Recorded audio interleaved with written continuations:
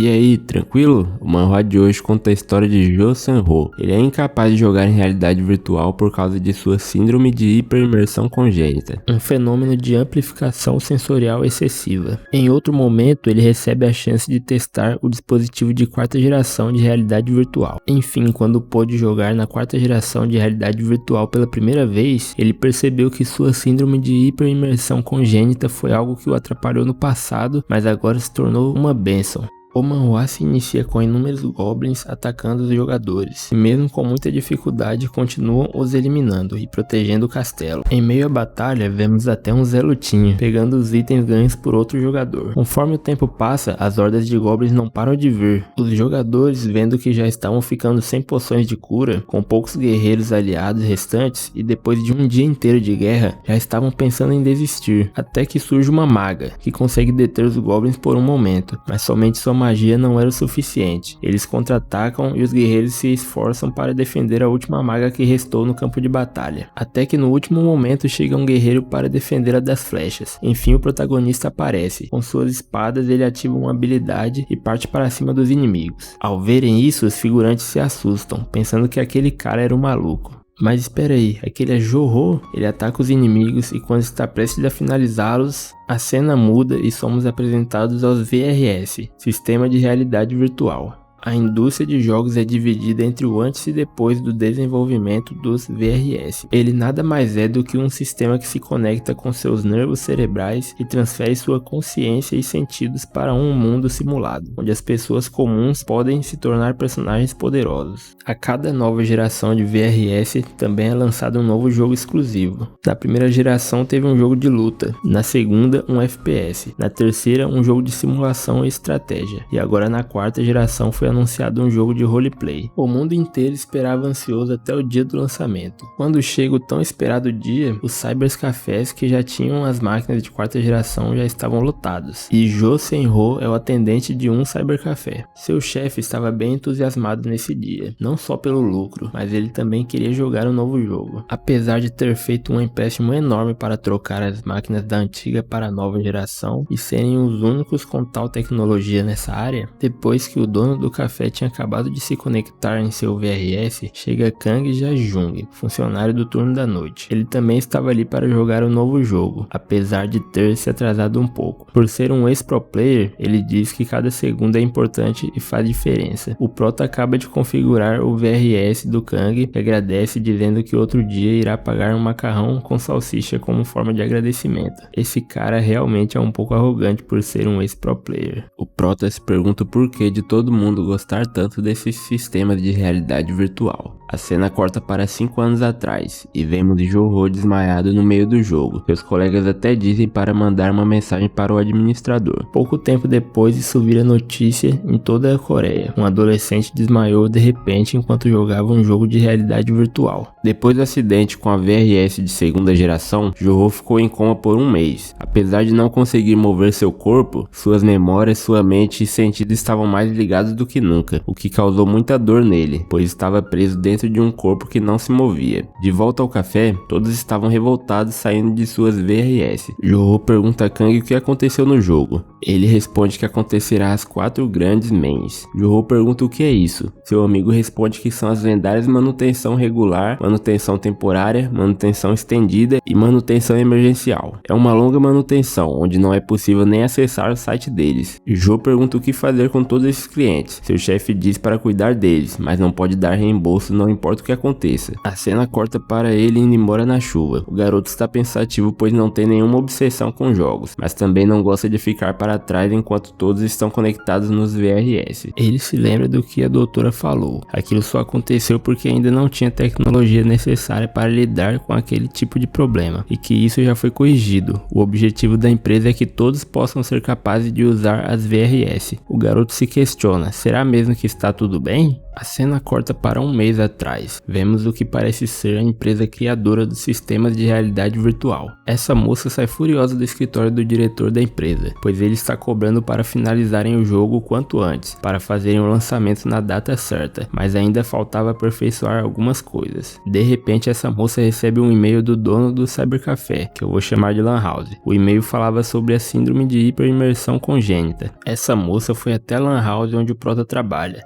Chegando lá, ela insiste para ele ajudar ela. Até seus amigos dizem para o garoto ajudá-la. Sendo assim, eles vão até o laboratório de pesquisa que fica dentro da empresa criadora dos VRS. Lá, ela fala que a empresa não investe muito em pesquisas, e ela lutou muito para o diretor comprar esse dispositivo que eles estão prestes a usar. A doutora diz que procurou pelo Prota logo após o acidente, mas ele simplesmente sumiu. O motivo desse sumiço foi porque ele se alistou no exército logo depois do ocorrido. Depois de muito papo, a doutora começa o teste de nível. O Jorro está novamente dentro do jogo, e os figurantes estão impressionados pois ele está finalizando os inimigos sozinho. Por outro lado, Jorro fala que seus sentidos estão mais afiados do que nunca, e consegue perceber cada coisa que acontece à sua volta. Já vem sendo assim há bastante tempo, essas estranhas sensações que aparecem quando ele está focado em algo. É como se o mundo inteiro parasse, e apenas ele pudesse se mover. Todas as vezes ele acabava sofrendo de dor de cabeça crônica, e quando foi a um hospital, o diagnosticaram com síndrome de hiperimersão, uma rara doença que o permite ir além dos limites do seu corpo sempre que está focado, porém isso causa um esgotamento. De repente, quando parecia que nada mais era impossível para ele, Jorro apaga e cai desmaiado, enquanto seus colegas chamam pelos administradores. A cena corta e estamos novamente no laboratório. Após 30 minutos de teste, a doutora diz que tem um problema com ele. Voltando para o tempo atual, Jorro encara sua VRS, mas dessa vez ele deixa passar. Mais um dia na Lan House se inicia. Essa é Yeonji, filha do chefe. Como seu turno acabou, ela já está de saída. Enquanto isso, o chefe que passou a noite jogando sai da sua VRS. Ao ver que Yeonji não o chamou, ele ficou mais tempo do que devia e corre para ir embora e não tomar uma bronca de sua esposa. Seu amigo Kang Ja-jung também sai de sua VRS. Ele diz que o jogo se passa em um mundo novo e pergunta se Jorro ainda não tinha tentado se conectar. O garoto se esquiva, dizendo que estava cansado. Kang diz que de qualquer forma, como em breve Jorro estará jogando, ele vai dar uma dica. No começo do jogo, devido à multidão de jogadores, o lag será muito grande. Por causa disso, ele fez alguns testes. Primeiro puxou briga com um NPC e depois deixou ser finalizado. Isso porque a localização dos NPCs fica bem ao lado da primeira missão. Você retornará imediatamente e finalizará a primeira missão. Jorro ironiza dizendo que deve respeitar esses truques pequenos do seu amigo, mas o mesmo fica bravo com isso, dizendo que não são truques, isso é experiência. Como o belo amigo que é o Kang, ele diz que só está dizendo isso porque quer jogar junto com Jorro. Assim que o garoto vai agradecer, Kang fala que cobrará por isso no futuro. Ele também fala para tomar cuidado ao elevar os stats. A transmissão de sentidos nessa realidade virtual não se compara com os da terceira geração, ou seja, é muito maior. Então se alguém de PTR alto jogar, seria como dar asas a um tigre. A cena muda para o laboratório novamente. A doutora diz que a máquina consegue medir até 600 PTR, mas Jorro atingiu o máximo com o teste. PTR mostra a quantidade de comunicação que o cérebro humano recebe quando o VRS envia dados. Quanto maior o número, mais uma pessoa está apta para jogar. Pessoas normais têm o PTR entre 200 e 300. Pro players têm o PTR entre 300 e 400, mas o Jorro chegou a 600. O que aconteceu para ele ter desmaiado?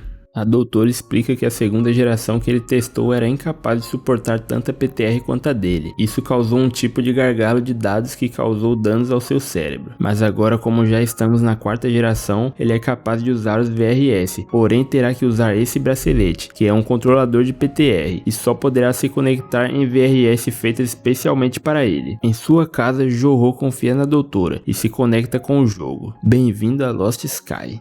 Na montagem de seu personagem, o Prota decide não mudar muito a aparência e deixar parecido com a realidade. Na escolha dos servidores, ele vê que já está quase tudo lotado, inclusive o primeiro, onde estão seu chefe e seu amigo, então ele se conecta ao servidor 9. Agora que já está tudo pronto para iniciar o jogo, Jorro comenta que é como se ainda estivesse na realidade. Kang falou que o ponto inicial fica perto dos NPCs, mas aparentemente ele não falou a verdade. Prota olha seus status, todos de iniciante ainda, e tem uma espada em seu inventário. adversário. Espada essa que parece bem real para ele. Assim o jovem já recebe sua primeira missão, caçar raposas na floresta do norte. Assim que chega ele já se depara com uma raposa veloz passando em sua frente, mas logo um grupo de aventureiros já aparecem atrás dela. Cercando a raposa, o grupo consegue derrotá-la. Esse outro jogador fala para o prota arrumar um grupo para caçar, pois é muito difícil sozinho, mas seu grupo não aceita qualquer um. Eu não sei vocês, mas eu já quero ver o prota solando esse maluco aí, mas tá bom. Vemos que cada grupo de jogadores está cuidando de uma área específica e só ficam naquela área. Vendo isso, o prota resolve mandar uma mensagem geral, procurando por caçadores de raposas. Como o jogo é novo, tem muitas pessoas querendo formar grupos, então ele recebe inúmeros convites. O prota escolhe um dos grupos para se juntar. Esse que parece ser o líder fala onde ele deve se posicionar e diz para impedir que as raposas fujam pelo seu caminho. E parece que o prota já encontrou alguém interessante por aqui, hein? A raposa dá o respawn e o prota se assusta, pois parece bem mais rápida vista de perto. A raposa foge e o grupo tenta pegá-la de todo jeito. No final, o líder consegue atingi-la, fazendo que ela drope um item e umas moedas. Todos comemoram pelo belo trabalho feito e se organizam nas posições novamente. Jorro pergunta para a garota de cabelo azul se compensa continuar caçando raposas, já que eles completaram a missão. Ela fala que a próxima missão é caça aos lobos, mas como os lobos são muito mais fortes que as raposas, o grupo continua aí para conseguir itens melhores e subir de nível antes de iniciar a missão seguinte. Enquanto os dois estavam distraídos, outra raposa dá o respawn bem na frente deles e consegue escapar, mas Jorro de alguma forma consegue sentir e prever a velocidade e rota que a raposa está fazendo. Ele joga sua espada, seus colegas se decepcionam pensando que ele tinha errado, mas ele acerta bem no pescoço da raposa, a finalizando na hora, surpreendendo a todos. Nem Jorro acreditou que isso deu certo.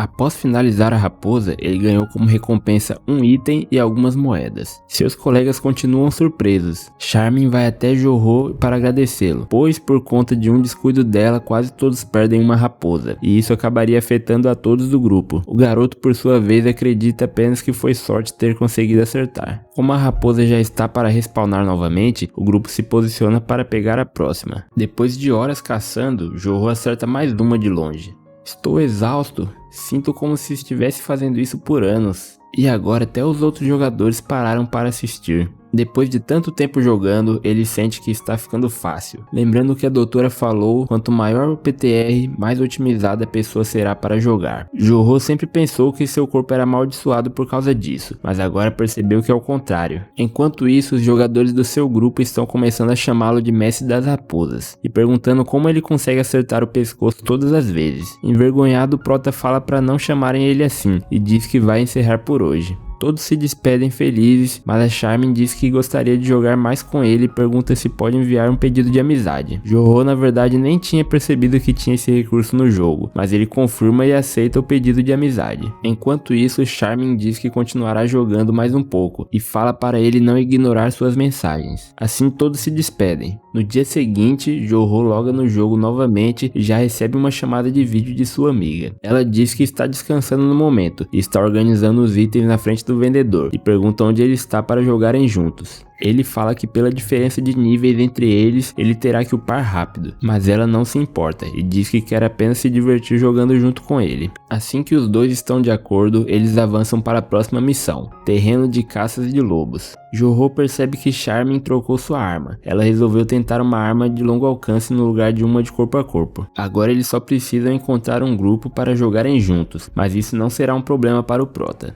Ele usa a mesma estratégia de antes, falando no chat geral o que seria equivalente a gritar para todos ouvirem. Novamente dá certo, de repente eles recebem muitos convites para entrarem em grupos. Dessa vez os dois entram em outro grupo, onde conhecemos os novos membros. Shield Warrior, Pretty Girl e Spade. Eu acho que é espada, mas ele usa escudo. Após todos se apresentarem já podemos começar a caçada, já que já temos 5 membros no grupo. O guerreiro do escudo já começa explicando o plano. Primeiro tem que trazer o lobo para nosso lado, bloquear com os escudos para que ele permaneça cercado e por fim atacá-lo pelos cantos com Jorro e Pretty Girl. Enquanto isso, Charmin pode ir causando dano a longa distância. O jogo começa e já podemos notar a diferença dessa missão para a anterior. Diferente das raposas, os lobos não fogem. Eles avançam para cima dos jogadores com a intenção de atacar e são mais assustadores. Enquanto os dois colegas seguram o lobo com seus escudos, Jorro e Pretty Pretty Girl se preparam para atacá-lo. Enquanto Jorro pensava se a Pretty Girl era forte ou não, já que ela era tão pequena, em questão de segundos a garota já estava avançando no lobo e cortando com sua espada. Mas ela foi descuidada. Charming ajuda com uma flecha e ela acerta sua espada mais uma vez, mas ainda não foi o suficiente. O guerreiro do escudo chega para salvar no último momento. Em um momento de ataque contínuo entre todos eles, o grupo consegue finalizar o feroz lobo, enquanto Jorro somente assistia tudo. Na verdade, Jorro estava analisando toda essa situação enquanto observava de longe. Prota entende que ele chamou a atenção do lobo, o acertando com seu escudo e alternando entre ataque e defesa, e ainda protegeu todos os outros membros do grupo, enquanto ela, mesmo com um corpo pequeno e atacando imprudentemente, é muito forte e causa muito dano sem nem pensar duas vezes. Já a Charming manteve um bom controle e boa distância, ou seja, cada um foi bem em sua função. Outro lobo está respawnando e começa outra vez. O lobo avança, ele defende, o prota não perde tempo e ataca pelo ponto cego do lobo, assim dando uma série de golpes e o derrotando. Após isso, todos ficam desacreditados com o que acabaram de ver. E assim chega o fim dessa primeira parte do recap desse manhwa que eu vou deixar nos comentários. Se vocês quiserem que eu traga continuação ou quiserem que eu traga algum outro manhwa, deixa nos comentários aí. Se tiverem alguma sugestão sobre o que eu posso mudar ou melhorar no canal ou nos vídeos, também comenta aí que eu vou estar trazendo vários manhwas, beleza? E se você quiser me ajudar e motivar para eu trazer mais vídeos toda semana, se inscreve aí. Muito obrigado por ter assistido até aqui e até a próxima.